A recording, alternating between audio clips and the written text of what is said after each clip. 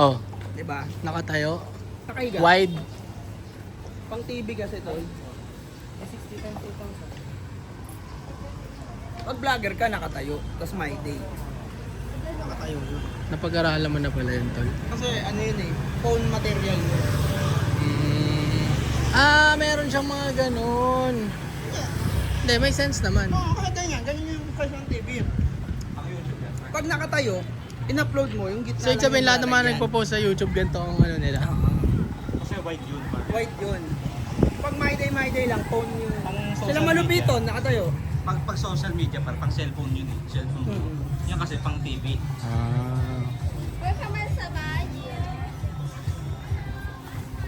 Ang lupit nga ng bahay nila sa spot.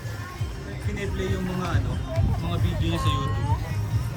Paano? Oo. Nanonood lang sila. Wala yung mga pin-upload niya. Eh, lagi naman may upload yan. Sa isang linggo, ilan? Kung anong ginawa ko?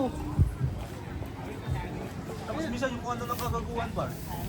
Pwede nga eh, nung isang araw, ang pinanonood niya, yung baby pa yung ate niya. Tinatawanan niya yung ate niya. Malayo pa tayo, Ems? Layo pa. Doon sa ano?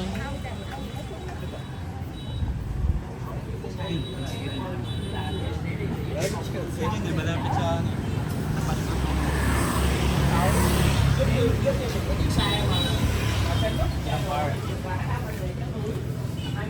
Ganyan lang, madam. Maliit lang. No? Hindi, oo. Depende sa'yo. Pero ang mabango dito para sa akin, ito eh. Ito ka tayo. Ito ba yun? Blue?